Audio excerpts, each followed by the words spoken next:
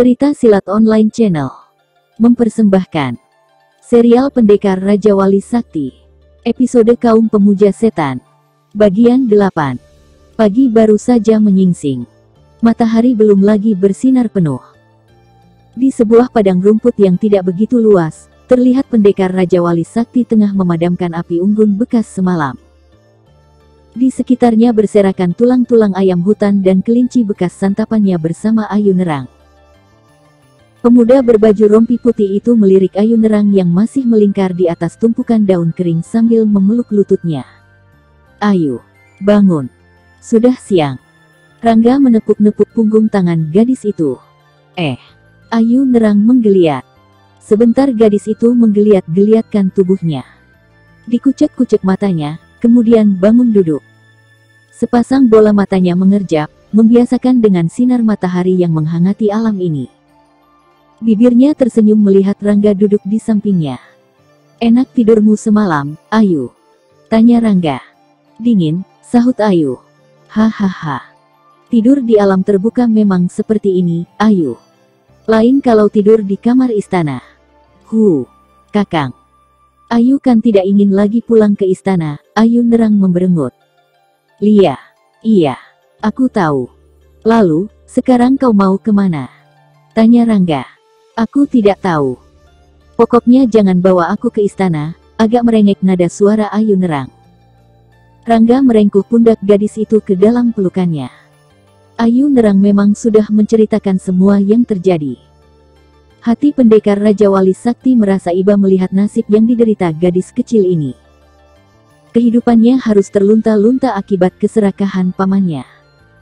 Dan sebenarnya Pendekar Raja Wali Sakti itu juga tidak ingin menyerahkan Ayu Nerang pada Prabu Cakraningrat. Bahkan ingin pula membebaskan Prabu Natayuda dari dalam penjara. Saat Rangga baru saja bangkit berdiri, mendadak bermunculan orang berpakaian hitam. Seketika itu juga Ayu bergegas berdiri, dan berlindung di belakang Pendekar Raja Wali Sakti itu. Rangga bergumam pelan seraya merayapi 10 orang berpakaian serba hitam itu. Rangga tahu betul bahwa mereka adalah kaum pemuja setan dari lereng Gunung Antang.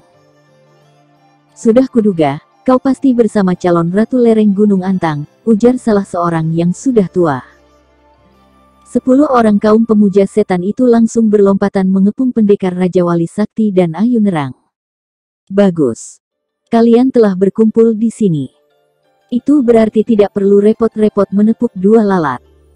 Ketus nada suara laki-laki tua berbaju hitam yang berada tepat di depan Rangga. "Kakang, jangan biarkan mereka membawaku. Aku tidak mau lagi disuruh makan daging mentah dan minum darah," tegas Ayu Nerang dari balik tubuh Pendekar Raja Wali Sakti. "Tenanglah, Ayu. Kau tidak akan kembali pada mereka," bujuk Rangga menenangkan. Pendekar Raja Wali Sakti itu berpaling menatap kuda hitam yang kelihatan tenang merumput di bawah sebatang pohon beringin. Kemudian pemuda berbaju rompi putih itu bersiul pendek. Kuda hitam itu meringkik keras sambil mengangkat kepalanya. Sungguh luar biasa. Sekali lompatan saja, kuda itu sudah di samping Rangga.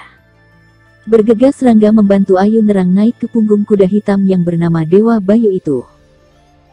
Kini dia segera bersiap-siap menghadapi 10 orang dari kaum pemuja setan yang sudah mengepung rapat siap menyerang.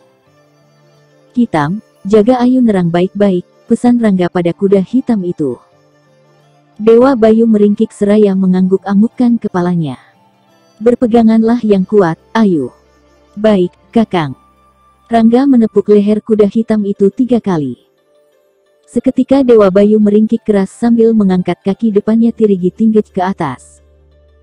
Kalau saja Ayu Nerang tidak cepat-cepat berpegangan kuat-kuat, mungkin sudah terlempar jatuh. Dan belum juga rasa terkejut Ayu Nerang hilang, tiba-tiba saja Dewa Bayu sudah melompat bagai kilat melewati kepala salah seorang yang mengepung itu. Dan tanpa diduga sama sekali, dihentakkan kaki belakangnya, begitu kaki depannya menyentuh tanah. "Bugehaka. Hegeka." Orang itu mengeluh pendek. Sepakan kuda hitam itu demikian keras, sehingga orang berbaju hitam itu terjungkal keras mencium tanah. Tentu saja kejadian yang tidak terduga ini membuat yang lain terkejut. Terlebih lagi saat melihat orang itu tidak bangun-bangun lagi, menelungkup di tanah berumput tebal. Tampak ada 2 lubang pada punggungnya bagai tertembus senjata. Darah mengalir deras dari lubang di punggung itu. Setan keparat, monyet, seraang. 4 laki-laki tua berambut putih itu seraya memerintah. Kini tinggal 9 orang pemuja setan itu yang hidup, dan langsung berlompatan menyerang 6 orang mengeroyok Rangga, dan 3 orang lainnya menyerang Dewa Bayu dengan ayu nerang berada di punggungnya.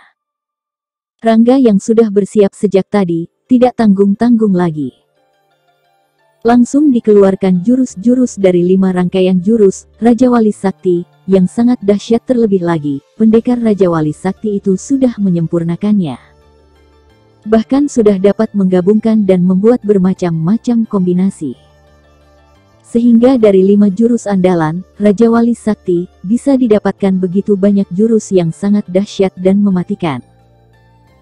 Meskipun Rangga bertarung tanpa mempergunakan senjata, namun bagi 6 orang pemuja setan itu tidak mudah untuk mendesaknya. Bahkan jadi kewalahan menghadapi serangan-serangan pendekar Raja Wali Sakti yang begitu dahsyat. Setiap pukulannya mengandung hawa panas disertai hembusan angin kencang yang membuat mereka menjadi kehilangan keseimbangan saat berusaha menghindar. Aku tidak punya banyak waktu. Sebaiknya menyingkirlah sebelum aku berubah pikiran. Seru Rangga tanpa menghentikan serangan-serangannya. Jangan banyak omong. Kau atau kami yang mati. Salah seorang lawan menyahuti. Kalian yang memaksa. Terimalah. Kiaat.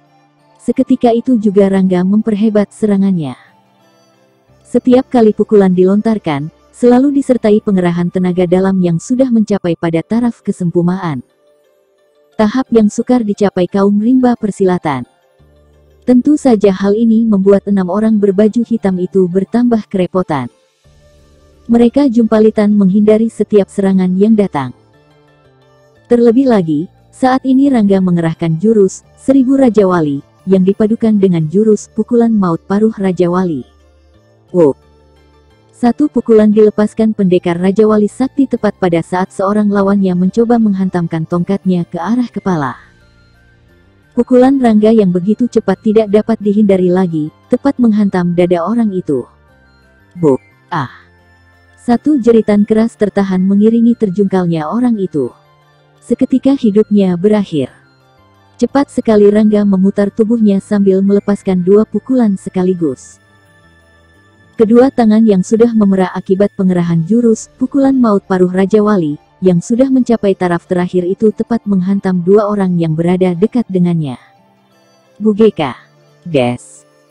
2 jeritan terdengar saling susul, kemudian 2 tubuh berbaju hitam kontan menggelepar di tanah. Kembali Rangga cepat memutar tubuhnya, tapi tidak segera menyerang. Sebab, 3 orang lainnya kelihatan hanya terkesima melihat 3 temannya tewas hanya dalam 2 gebrakan yang begitu cepat dan dahsyat. Gerakan pendekar Raja Wali Sakti itu memang sukar sekali diikuti pandangan mata biasa. Ini karena Rangga menggabungkan jurus pukulan maut paruh Raja Wali, dengan jurus 1000 Raja Wali. Rangga sempat melirik kuda hitamnya. Rupanya Dewa Bayu itu juga sudah berhasil merobohkan 2 penyerangnya. Tampak 2 sosok mayat tergeletak di dekatnya dengan kepala pecah dan dada remuk. Kini tinggal 4 orang yang masih hidup.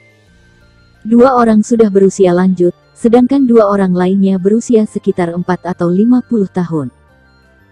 Kau benar-benar manusia tanpa tandingan saat ini, pendekar Raja Wali Sakti. Tingkat kepandaianmu sungguh sukar diukur, kata laki-laki tua yang berdiri paling depan. Sedangkan 3 lainnya berada di belakangnya. Rangga hanya menggumam saja tidak jelas. Aku berpikir, mungkin memang sebaiknya di antara kita tidak pernah terjadi sesuatu yang saling mengganggu. Sambung laki-laki tua itu lagi. Bagus. Jika kalian masih sayang nyawa, sebaiknya segera enyah dari sini, sambut Rangga diiringi senyum. Kami akan pergi, tapi kau harus menyerahkan gadis kecil itu padaku, kata laki-laki tua itu. Jika menolak, Rangga, sebaiknya kau bisa mengerti. Keberadaannya sangat berarti bagi kelangsungan kaum pemuja setan, karena Dewa Agung sudah memilihnya menjadi ratu di lereng Gunung Antang. Kalau memang demikian, tanyakan saja padanya sendiri. Rangga berpaling memandang Ayu Nerang yang masih duduk di punggung kuda hitam. Tidak. Aku bukan ratu kalian, manusia-manusia iblis. Sentak Ayu Nerang garang. Kalian dengar sendiri, bukan? Rangga tersenyum. Tapi Dewa Agung sudah memilihmu. Dan lagi, kau akan menjadi penerus kami semua yang sudah tua-tua ini. Tugasmu adalah mengumpulkan kaum pemuja setan yang tersebar entah di mana. Masa bodoh dengan Dewa Agung kalian. Dengus Ayu Nerang ketus. Sebaiknya kalian jangan memaksa, sergah Rangga seraya melangkah menghampiri gadis itu yang masih tetap duduk di punggung Dewa Bayu. Laki-laki tua itu menatap 3 orang yang kini sudah berada di sampingnya mengapit, kemudian tanpa berkata apa-apa lagi, mereka serentak berlompatan ke arah Ayu Nerang. Hei! Rangga terkejut. Wot! Bagaikan kilat, pendekar Raja Wali Sakti itu melompat sambil menarik pedang pusakanya. Seketika cahaya biru memancar dari pedang pusaka Raja Wali Sakti itu. 3 kali Rangga mengebutkan pedangnya. Dan wut, wut, wut. Krep, bres. Jeritan-jeritan melengking langsung terdengar menyayat. 2 kebutan pendekar Raja Wali Sakti tepat membelah 2 orang yang melompat hendak menerkam Ayu Nerang. Sedangkan 2 lagi berhasil berkelit menghindari. Namun belum sempat mereka melakukan sesuatu, Rangga sudah lebih cepat bergerak. Begitu cepat gerakannya, sehingga sukar diikuti pandangan mata biasa. Iya, buk, ras, aa. 1 orang langsung terjungkal ambruk begitu pedang bercahaya biru memenggal kepalanya. Sedangkan seorang lagi terhuyung-huyung terkena pukulan keras tangan kiri pendekar Raja Wali Sakti itu, yang mengandung tenaga dalam sempurna. Dan belum lagi orang itu sempat menguasai keseimbangan tubuhnya, Rangga sudah menyerang lagi dengan dahsyatnya. 2 kali dikebutkan pedangnya disertai 1 pukulan keras mengarah ke kepala. Serangan yang begitu cepat dan tak mungkin dihindari lagi. Orang terakhir dari kaum pemuja setan itu menjerit keras melengking. Tubuhnya langsung tidak bergerak-gerak lagi begitu ambruk menyentuh tanah. Mati dadanya terbelah mengucurkan darah segar. Trek. Sinar biru langsung lenyap begitu pedang pusaka Raja Wali Sakti kembali bersemayam di dalam warangkanya. Tanpa membuang-buang waktu lagi, Rangga melompat ke punggung kudanya di belakang Ayu Nerang langsung digebah kuda hitam itu agar cepat berlari. Kemana, Kakang? Tanya Ayu Nerang. Ke istana, sahut Rangga. Apa? Kita bebaskan ayahmu. Rangga terkejut bukan main begitu tiba di depan istana kerajaan Banyudana. Suara hiruk pikuk terdengar dari dalam benteng istana. Pintu gerbang benteng tampak sudah jebol berantakan. Rangga terus menggebah kuda hitam agar berlari cepat menerobos masuk. Namun begitu melewati pintu gerbang, Rangga langsung menghentikan lari kudanya. Di halaman depan istana tampak pertarungan sengit 2 kelompok besar sedang berlangsung. Rangga tidak tahu masing-masing kelompok itu, dan hanya dapat bengong memandangi pertempuran itu dari punggung kudanya. Sedangkan Ayu Nerang juga kelihatan terkesima dengan mulut terbuka lebar. Apa yang terjadi, Ayu? Tanya Rangga. Aku tidak tahu, sahut Ayu Nerang. Mungkin prajurit Ayahanda Prabu hendak merebut tahta kembali. Yang mana prajurit ayahmu? Tanya Rangga. Seragam biru. Tapi, suara Ayu Nerang terputus. Tampaknya gadis kecil itu juga kebingungan, karena tidak sedikit prajurit yang mengenakan seragam lain. Bahkan mereka yang mengenakan seragam sama juga saling bertarung. Memang tidak beraturan pertempuran ini. Sukar untuk membedakan mana lawan dan mana kawan. Ayu Nerang sendiri jadi kebingungan, karena juga tidak bisa membedakan. Mereka yang mengenakan seragam prajurit berwarna biru juga saling berperang. Demikian pula mereka yang mengenakan seragam kuning dan merah bersulamkan benang emas. Aku tidak tahu, mereka semua prajurit Ayahanda Prabu, sergah Ayu Nerang kebingungan. Gumam Rangga tidak jelas.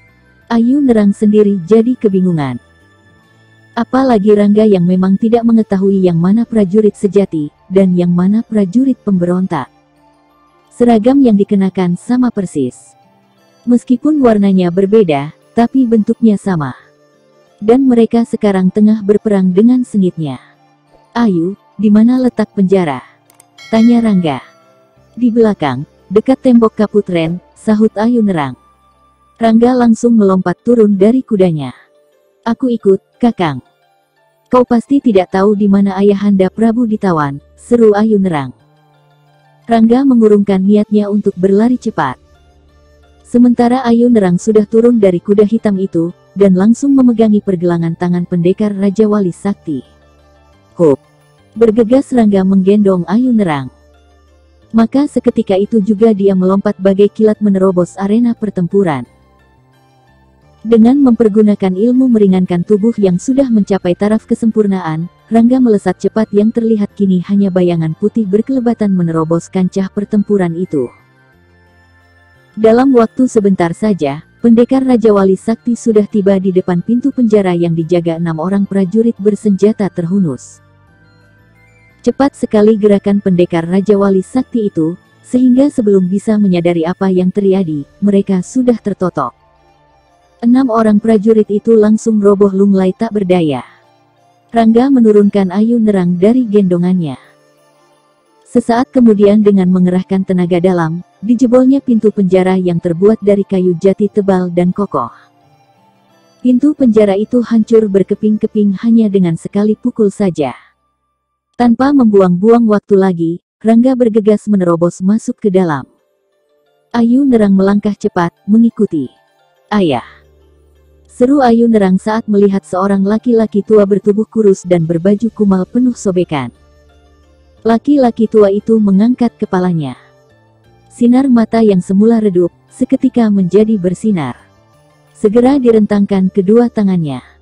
Ayu Nerang berlari menghambur ke dalam pelukan laki-laki tua itu. Sementara Rangga hanya bisa memandangi tanpa bersuara sedikit pun. Cukup lama juga ayah dan anak itu saling berpelukan melepas rindu. Perlahan-lahan Ayu Nerang melepaskan pelukan.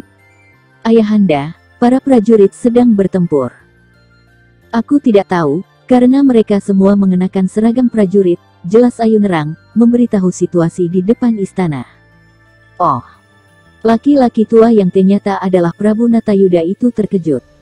Dipandangi Rangga yang hanya berdiri saja memperhatikan.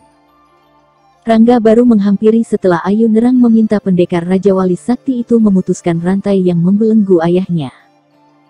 Tanpa banyak kesulitan, diputuskan rantai baja itu dengan pedang pusaka Raja Wali Sakti. Sesaat kemudian mereka sudah berjalan cepat setengah berlari keluar. Rangga kembali menggendong Ayu Nerang begitu tiba di luar, dan langsung melompat. Semula Prabu Natayuda juga hendak dibawanya, tapi laki-laki tua itu menolak. Dan ternyata Prabu Natayuda masih mampu mengerahkan ilmu lari cepat diiringi ilmu meringankan tubuhnya yang cukup tinggi. Sebentar kemudian mereka sudah berada di beranda depan istana. Tampak sekali kalau Prabu Natayuda begitu terkejut melihat pertempuran yang terjadi antara para prajuritnya sendiri. "Berhenti!" seru Prabu Natayuda keras. Teriakan yang disertai pengerahan tenaga dalam itu sungguh keras dan menggelegar bagai guntur di siang bolong. Maka, pertempuran itu berhenti seketika. Dan mereka yang bertempur menjadi terkejut begitu mengetahui Prabu Natayuda sudah berdiri didampingi putrinya dan seorang pemuda berbaju rompi putih. Mereka langsung membuang senjata. Mereka semua berlutut dengan kepala tertunduk. "Bangkitlah. Dan ambil senjata kalian semua. Buat barisan menurut kelompok pasukan masing-masing," perintah Prabu Natayuda. Suaranya penuh wibawa. Para prajurit yang tadi bertarung, langsung bergerak mengikuti perintah. Mereka membuat barisan menurut kelompok yang dibedakan dari warna seragam yang dikenakan. Tanpa ada yang menyadari, diam-diam Rangga menyelinap masuk ke dalam istana bersama Ayu Nerang. Gadis itu tidak mau ketinggalan di samping pendekar Raja Wali Sakti. Sementara Prabu Natayuda memberikan pengarahan pada prajurit-prajuritnya yang sempat terpecah, sedangkan Rangga dan Ayu Nerang memeriksa seluruh ruangan di dalam istana itu. Tapi yang dicari kini sudah tidak ada lagi di dalam. Mereka kembali keluar, tepat pada saat Prabu Natayuda selesai memberikan pengarahan. Para prajuritnya kini sudah bersatu setelah melihat rajanya sudah kembali dalam keadaan segar dan sehat. "Ayah." Ayu Nerang menggamit lengan ayahnya. "Ada apa, Ayu?" tanya Prabu Natayuda. "Paman Cakraningrat sudah tidak ada," lapor Ayu Nerang. Prabu Natayuda memandang Rangga yang berdiri di belakang gadis kecil ini. "Benar, Gusti Prabu. Tadi hamba dan Gusti Putri Ayu Nerang sempat memeriksa ke dalam," kata Rangga membenarkan laporan Ayu Nerang. Para pengkhianat itu harus ditangkap dan diberi hukuman yang setimpal," dengus Prabu Natayuda. "Kau tidak perlu bersusah payah mencariku, Kakang." Tiba-tiba terdengar suara. Prabu Natayuda, Ayu Nerang dan Rangga terkejut, mereka menoleh ke arah suara itu. Keterkejutan mereka bertambah begitu melihat Cakraningrat. "Adi Cakraningrat, kau harus mempertanggungjawabkan perbuatanmu," ujar Prabu Natayuda. "Akan kutanggung semuanya asal kau mampu mengalahkanku," tantang Cakraningrat. "Gelar aku yang menghadapinya, Gusti Prabu," pinta Rangga. Prabu Natayuda memandang pendekar Raja Wali Sakti kemudian mengangguk. Rangga menjura memberi hormat belum melangkah menghampiri Cakraningrat. Belum juga Rangga melakukan sesuatu, mendadak saja Cakraningrat melompat sambil berteriak keras menerjang. Rangga segera berkelit menghindari serangan itu. Tapi Cakraningrat tidak memberi kesempatan lagi, dia terus mendesak dengan cepat dan dahsyat. Rangga bergumam pelan. Dalam beberapa jurus saja, pendekar Raja Wali Sakti sudah dapat mengukur tingkat kepandaian lawannya. Dan dengan satu lesatan secepat kilat Rangga melambung ke atas seraya mengerahkan jurus Raja Wali menukik menyambar mangsa. Pemuda berbaju rompi putih itu menyambar Cakraningrat dengan kaki. Des. Prak. Cakraningrat menjerit keras. Selagi rubuh Cakraningrat terhuyung sambil memegangi kepalanya, Rangga melepaskan lagi satu pukulan keras bertenaga dalam sempurna. Dugehaka. Tanpa bersuara sedikit pun, Cakraningrat terjungkal. Dia tewas dengan kepala pecah dan dada melesak remuk. Rangga menarik napas panjang, dan berbalik menghadap Prabu Natayuda. "Kakang!" seru Ayu Nerang seraya berlari dan langsung memeluk Rangga. "Aku mengucapkan terima kasih yang sebesar-besarnya padamu, anak muda. Kaulah pendekar pembela keadilan," ujar Prabu Natayuda. "Hamba hanya orang biasa yang berjalan di jalur kebenaran, Gusti Prabu. Dan karena tugas telah selesai, maka hamba mohon pamit," ujar Rangga seraya memberi hormat. Secepat kilat pendekar Raja Wali Sakti melesat melewati kepala-kepala prajurit yang berbaris rapi di depan bangunan istana itu. Sebelum ada yang menyadari, Rangga sudah berada di punggung kuda hitamnya. Tapi pendekar Raja Wali Sakti itu belum juga menggebah Dewa Bayu. Dipandangi Ayu Nerang yang berdiri di samping ayahnya.